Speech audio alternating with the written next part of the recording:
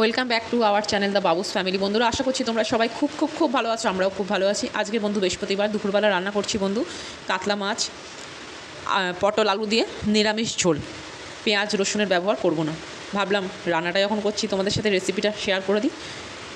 এখানে মাছ বন্ধু আমি নিয়েছি 4 পিসই ছিল। তোমরা এখানে তোমাদের পরিমাণ মতন মাছ নেবে। আর ভালো করে কড়াইতে রিফাইন অয়েল ভালো করে গরম করে নিয়ে একে একে প্রত্যেকটা মাছ ভেজে নিলাম একটু লাল লাল করে। মাছ ভাজে নেওয়ার পর বন্ধু ও একটু পরেই দেখতে পারবে মাছ ভাজাটা তুলে আমি থালায় বেড়ে দিচ্ছি। সেটা হচ্ছে আমার মনার জন্য, কেন কি মনা বাড়ি এসে গেছিলো, ওর ঝোলে খাওয়ার মতন টাইম নেই। তো ওকে 2 পিস মাছ ভাজা দিয়ে ভাত দিয়ে দিলাম। ততক্ষণ বাবুকে আমি খাইয়ে দিয়েছি। মনা এখন খেয়ে বাবুকে গা আঁচড়ে গা মুছিয়ে দেবে, তাই মনাকেও বললাম 2 গাল ভাত খেয়ে নে বাবা। তো মনাকে যথারীতি ভাত দিয়ে বন্ধু রান্নার দিকে আবার ফিরে আসছি। চলো, গরম তেলে বন্ধু দিয়ে দেবো গোটা জিরে। আর গোটা দেখো বন্ধু, পটলগুলো আমি গোটাই রেখেছি, কেন কি আমার মাছের ঝোলে এরকম পটল খেতে খুব ভালো লাগে। তোমরা চাইলে পটলের মাঝখান থেকেও একটা চির করে দিয়ে নিতে পারো।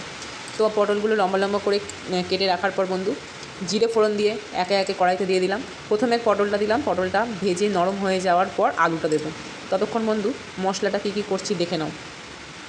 আর পটলটা বন্ধু দেখো এপিট ওপিট ভালোভাবে ভাজা হয়ে গেছে, কিন্তু হওয়ার পরই কিন্তু আমি আলুগুলো দিলাম। আলু আর পটল একসাথে দেওয়া যায়, তাতে পটল ভাজাটা না ভালো হয় না। পটলটা ভাজার আগেই পটলটা দেখবি সেদ্ধ হয়ে যায়, তখন পটলের স্বাদ আর থাকে না। ওই কারণে তরকারিতে যে কোনো তরকারি করবার সময় পটলটা ভেজে আগে তুলে নেবে বন্ধু, দেখবে তাতে স্বাদ দ্বিগুণ হবে। আর এই যে বাটা মশলার মধ্যে বন্ধু দিয়েছি টমেটো, 3টে কাঁচা লঙ্কা লাল দেখে, আর 1 ইঞ্চি আদা।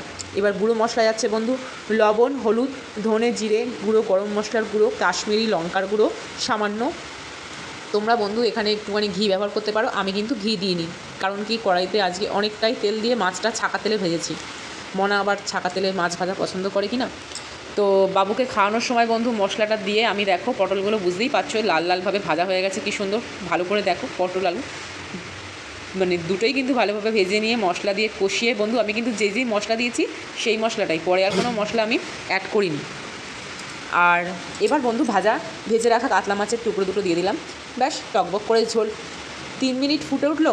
এরপর নাড়াচাড়া করে পরিমাণ মতন জল দিয়ে ঢেকে দিলাম। হয়ে গেল কাতলা মাছের ঝোল রেডি।